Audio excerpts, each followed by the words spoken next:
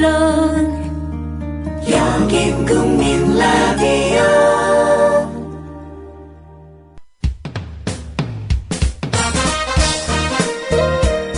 균형 잡힌 시각, 정직한 분석, 조상훈의 뉴스바. 이어서 초대석으로 만납니다.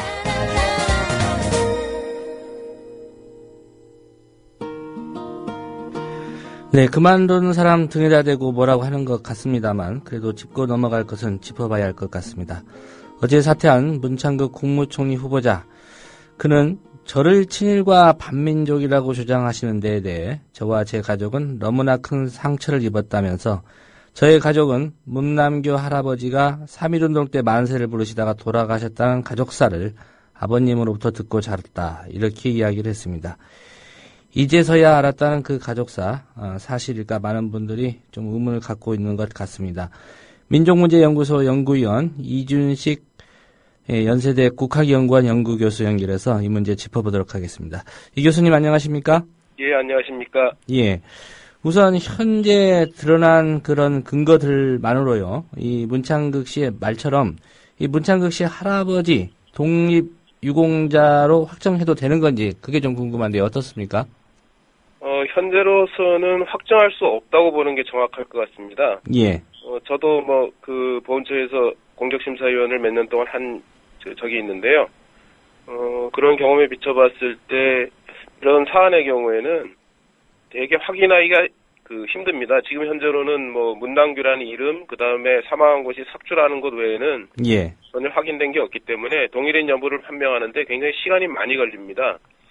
토요일, 일요일을 빼고 3일 만에 국가보훈처에서 이런 결정을 이렇게 빨리 했다는 게 좀 납득이 가지 않습니다. 예. 이 문창극 씨는 앞으로 가족들 차원에서 조용히 이 문제, 다른 예에 비추어서 좀 형평성 있게 국가보훈처가 처리해달라, 그런 과정 밟을 것 같은데, 통상적으로 긴 시간이 좀 소요됩니까? 확인하는데? 대개 이런 경우에는 확인하기 힘든 게요. 이 문창극 씨 가족이 이제 월남을 하지 않았습니까? 예. 그러니까 공부가 지금 현재 충분하게 남아있지 않고요. 그 다음에 다른 경우에는 이제 공부로 부족하면은 족보 같은 사문서도 이제 활용을 해서 동일인 여부를 아주 면밀하게 검토해서 판단하는데, 예. 이 경우에는 아마 판단하기가 그렇게 쉽지 않을 거라고 저는 생각을 합니다. 그런데 왜 국가보훈처에서 이렇게 빠른 시간 안에 동일인으로 보인다고 이렇게 결정한 것도 아니죠. 위원회를 통해서 결정을 해야 되는데 위원회를 연 적도 없이 몇몇 사람이 모여서 그렇게 결정을 했는지 이제 의문이 듭니다. 예. 국가보훈처의 그런 신속한 어떤 대응 발표가 상당히 이례적이고 통상적이지 않다, 이 말씀이신 거죠? 예. 예. 만약 문창극 국무총리 지명자인 문창극 씨가 아니라 이제 보통 사람이 일반인이 똑같은 경우라면 보훈처에 문의를 했으면 보훈처는 확인할 길이 없다, 좀 기다려달라, 아마 그렇게 답을 했을 것 같습니다. 예. 어쨌든 특별한 케이스였고요. 네. 이 국가보훈처에 오른 독립유공자 고운록에 기재된 문남규 선생의 행적, 네. 3.1운동으로부터 2년이 지난 1921년 일본과 전투 중에 순국한 것으로 있게 돼 있던데요.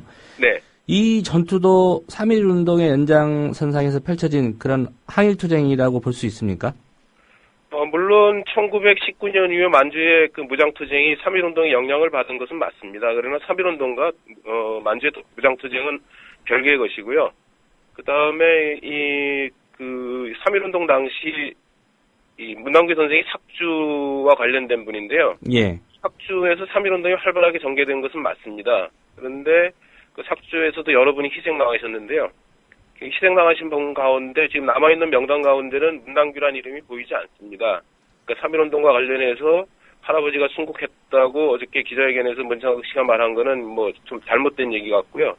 그 다음에 이제 삭주에서 벌어진 전투에서 순국했다고 하는데, 이때 전투가 보훈처에서는 1921년에 벌어졌다고 판단을 했는데, 예. 여러 가지 관련 자료를 놓고 봤을 때 1920년에 벌어진 전투인 것으로 보입니다. 그리고 대한독립단이 국내 진공작전을 편 것도 주로 1920년이 맞습니다. 예. 연도가 일단 1921년이 아니라 1920년이 맞다는 말씀이고요. 독립신문 기사는 1921년 4월자인데, 예. 기사 내용을 자세히 들여다보면 1921년 4월에 전사했다는 얘기가 아니라 1920년에 전사한 거를 사후에 그 보도한 내용입니다. 예. 이 문남규 선생의 원적지를 두고도 좀 논란이 있는 것 같습니다. 네. 문남규 선생이 숨진 지역이 이제 평북 삭주인데, 네. 이 삭주가 원적지면서 결국 순국한 장소도 동일하다 이런 주장인데, 이 사실은 맞는 팩트인가요? 지금 현재로서 그럴 가능성도 있고 그렇지 않을 가능성도 있다고 보는 게 맞을 것 같습니다. 예.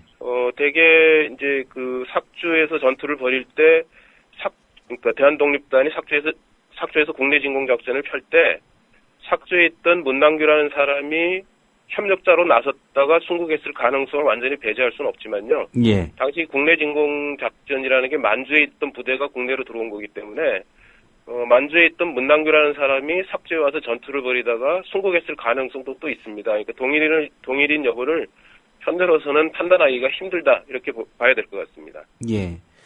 또 한 가지 국가보훈처가 뭐 추정된다라고 발표하면서 네. 내세운 게 이 독립유공자 문남규 선생의 한자 이름하고 네. 이 문창극 씨 조부의 이름이 같다. 네. 예, 이 점입니다. 네. 예, 이게 뭐 두 사람의 조선 관계를 입증한 유력한 증거다 이렇게 주장을 했는데요. TV 조선 같은 경우 뭐 인터뷰에서 당시 문시성을 가진 사람이 많지 않았다. 뭐 이런 주장도 하던데 이런 부분이 어떤 결정적인 증거라고 볼 수 있는지요? 뭐 하나의 증거는 될 수 있지만 결정적인 증거는 되지 못합니다. 왜냐하면 이제 문 씨가 이 씨나 김 씨, 박 씨처럼 대성은 아니지만 그렇다고 그 희성도 아니거든요. 드문 예. 성씨도 아닙니다. 문 씨가 꽤 많고요. 그 다음에 아마 남평문 씨 그 남자 학렬의 분으로 보이는데 이 문남으로 시작되는 이름이 그래서 꽤 많습니다.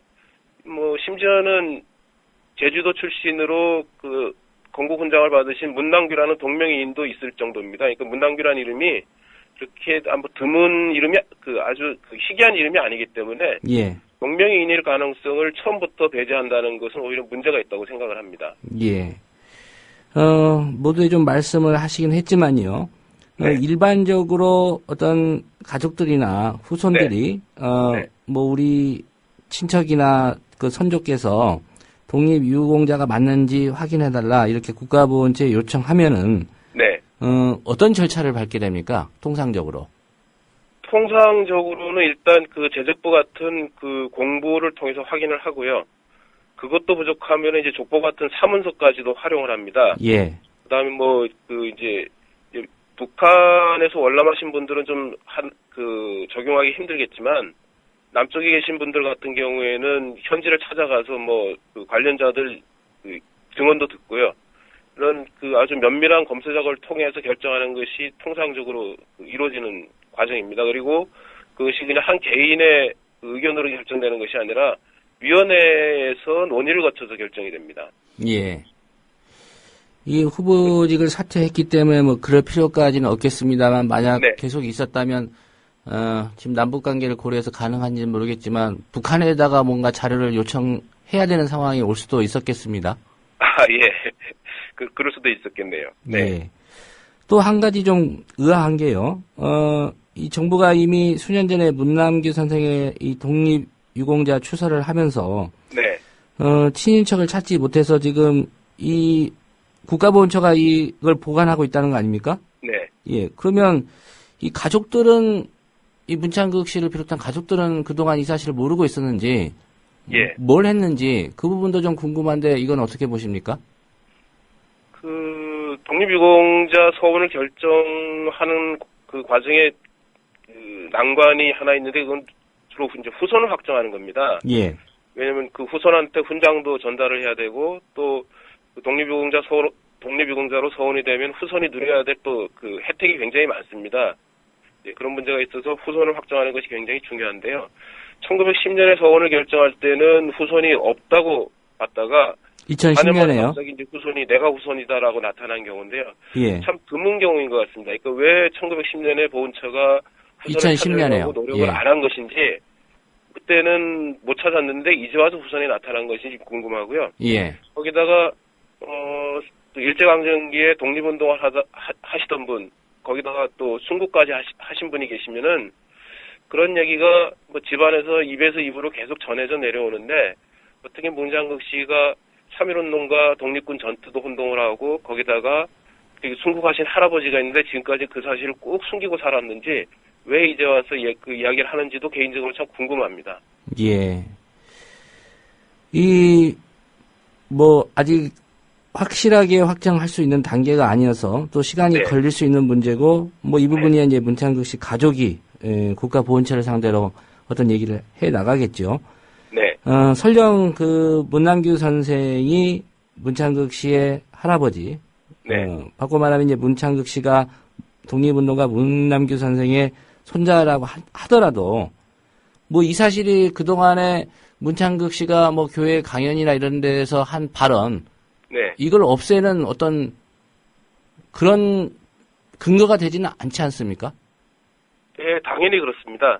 저는 오히려 개인적으로 그 독립운동가의 후손이 맞다면 더 문제가 심각하다고 생각을 합니다. 예. 독립운동가의 후손이라면 자기 할아버지가 빼앗긴 나라와 민족의 주권을 되찾기 위해서 피를 흘려가면서까지 싸웠는데 그런 역사를 갖다가 스스로 폄하하는 발언을 했다는 것은 더 심각한 문제라고 생각을 합니다.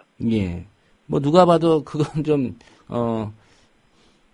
그 문창극 씨의 발언. 예. 네. 알고 보니 우리 할아버지가 이런 분이다. 네. 저는 솔직히 그 얘기를 그래서 어쨌다는 건데, 네. 예, 나는 좀 말을 하고 싶었는데, 네. 어제 혹시 그 문창극 후보자의 사퇴 기자회견 들으셨습니까? 네네. 예. 분명히 또 사퇴 기자회견 중에, 네. 이번 총리 후보로 지명되면서 가족들이 얻은 게 있었다. 바로 네. 몰랐던 우리 할아버지가, 한마디로 이제, 애국지사, 민족운동을 하신 분으로 알게 됐다는 이런 얘기 하면서 끝까지 이 부분에 대해서 좀 가족들끼리 좀 알아보겠다. 이런 내가 어떻게 친인이냐 이런 좀 항변 비슷한 얘기를 했는데, 네. 이 교수님께서는 어떤 느낌 받으셨습니까? 이제 마지막으로 명예롭게 자진 사퇴하기 위해서 독립유공자의 후손이라는 것을 무리해가면서까지 설명을 하고 있구나 그런 느낌을 받았습니다. 아까도 말씀드린 것처럼 정말 독립유공자의 후손이 맞다면 독립운동가의 후손이 맞다면 자기가 한 친일적인 발언에 대해서 스스로 부끄러워하는 모습을 보여야 되는데 그러니까 독립운동가의 후손이니까 나는 어떤 발언을 하더라도 면죄부를 받은 것이다. 이런 식의 태도를 보이는 게 저는 좀 납득이 가지 않았습니다. 오히려 더 부끄러워해야 되지 않을까. 더 부끄러운 모습으로 사퇴 기자회견을 해야 되지 않았을까 그런 생각이 들었습니다. 예. 다른 맥락의 얘기긴 합니다만은 그 문창극 씨가 교회 강연 등에서 했던 그 발언 혹시 이 교수님도 다 들으셨습니까? 네. 예. 근데 이걸 놓고 KBS가 악마적인 편집을 했다라고 지금 보수 언론들이 예. 주장하고 있는데요. 네. 이런 주장들은 어떻게 생각하십니까? 전형적인 코에 걸면 코걸이, 귀에 걸면 귀걸이라고 생각을 했습니다. 얼마 전에 이제 노무현 대통령의 NLL 발언이 굉장히 큰 문제가 됐는데요. 그때 새누리당하고 일부 극우 세력이 맥락이 중요한 것이 아니라 단어 하나하나가 중요한 것이다라고 그렇게 물어뜯듯이 나서놓고는 예. 이제 와서는 이제 발언 하나하나가 중요한 것이 아니라 전체 맥락의 의미를 봐야 된다 이렇게 나서는 게 참 적반하장이라는 느낌이 들었습니다. 문창극 씨의 발언은 아무리 봐도 이거는 문제가 있는 발언입니다. 예. 전체를 다 들어도 그렇고요. 부분적으로도 그렇고 우리 민족, 우리 역사를 갖다가 폄하하는 발언임에 틀림이 없습니다. 예. 이 교수님도 제가 알기로는 독립운동가의 그 후손으로 알고 있습니다. 네. 예. 지청천 장군이시죠? 네. 예. 특별히 또 이번 상황 보면서 좀 소외가 남다르셨을 것 같은데, 네. 예. 어떤 느낌 받으셨는지요? 국무총리를 비롯해서 공직에 나서는 분들이 확고한 역사의식을 가졌으면 좋겠다는 생각을 했습니다. 현행 대한민국 헌법을 보면은, 헌법 전문에 보면은, 저는 세 가지가 굉장히 중요하다고 생각을 하는데, 예. 대한민국 임시정부의 법통을 계승했다, 4.19 민주정신을 계승했다, 그리고 평화통일을 지향해야 한다. 이게 대한민국 국민은 물론이고, 공직을 맡으신 분들이 기본적으로 지켜야 될 역사인식이라고 생각을 합니다. 독립운동의 가치를 인정하고 민주화운동의 정신을 인정을 하고 그다음에 분단과 대립이 아니라 평화통일을 지향하는 그런 모습을 보이는 것이 마땅하다고 생각하는데 저는 이번 문창극 씨 같은 경우에는 세 가지 점에 다 문제가 있지 않았나. 그래서 결국은 자진사퇴라는 형식으로 총리직을 총리 지명자직을 물러나야 되지 않았나 그런 생각이 듭니다. 예, 결국은 과거 얘기로 좀 거슬러 올라갑니다. 우리가 네. 그 친일에 대한 단죄를 제대로 하지 못했기 때문에 네. 예, 숱하게 이런 일들이 벌어지고 또 이런 일들이 아무 일도 아닌 것처럼 이른바 보수라는 이름으로 이 상황을 그 정치 이념 대결로 몰고 가는 그런 분들도 있단 말이죠. 네. 결국은 무엇이 문제라고 생각하시는지요? 뭐 말씀하신 것처럼 해방 이후에 그 친일 청산을 제대로 했으면 지금 이런 문제가 없었을 거라고 생각이 됩니다. 이제 해방된 지 벌써 70년이 다 돼가니까 일각에서는 뭐 이제 뒤늦은 친일 청산이냐, 친일 얘기는 이제 덮고 가자 그런 얘기를 많이 하는데요. 예. 친일이라는 것은 단순히 뭐 나라와 민족을 배반했다는 차원의 문제를 떠나서 이게 반인도적이고 일종의 전쟁 범죄입니다. 얼마 전에도 뉴스에 나온 것처럼 지금 나치 100살이 다 돼가는 나치를 찾아내가지고 좀 처벌을 하지 않습니까? 예. 반인도적인 범죄에는 시효가 없다는 게 이게 국제적인 관례입니다. 그러니까 친일에도 결코 시효가 있어서는 안 된다. 그러니까 친일 청산을 제대로 못했기 때문에 지금도 우리 사회 일각에서 친일이 별거냐라고 생각을 하고 친일적인 발언을 하고 친일적인 행태를 보이고 있다고 생각을 합니다. 예. 그 박근혜 대통령이 지난 대선 때 그 통합진보당 이정희 후보의 공격에 대해서 그 부분에서는 특별한 대응을 하지 않았던 걸로 기억을 하고 있습니다. 네. 부친인 그 박정희 대통령의 과거 전력에 대해서 말이죠. 네. 그렇지만 현재 한일 관계 보면은 뭐 일본에게 좀 강경하게 대응하고 있는 입장인 것 같고요. 네. 예. 박근혜 정부의 그 한일 관계 이 정책에 대해서는 어떤 평가 갖고 계시는지요? 이중적인 모습을 보이는 것이 문제라고 생각을 합니다.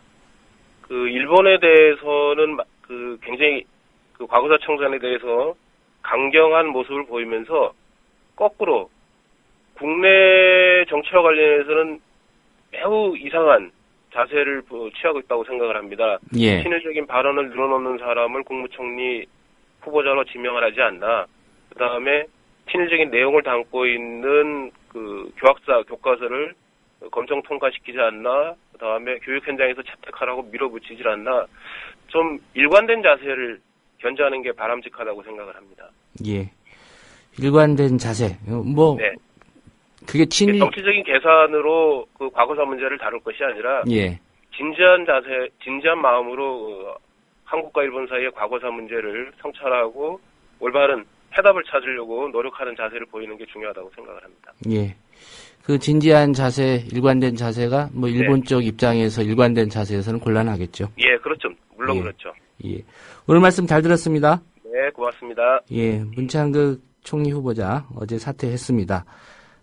뒤늦게 나온 그 조부의 독립운동과 얘기 논란과 관련해서 민족문제연구소 연구위원이신 이준식 연세대학교 국학연구원 교수와 인터뷰 나눠봤습니다. 국민라디오 지지하는 4가지 방법 아시나요? 다운로드하기, 별점 주기, 댓글 달기, 구독하기. 국민라디오를 보다 많은 이들에게 전할 수 있는 가장 손쉬운 방법. 다운로드하기, 별점 주기, 댓글 달기, 구독하기. 잊지 마세요. 다운로드하기, 별점 주기, 댓글 달기, 구독하기.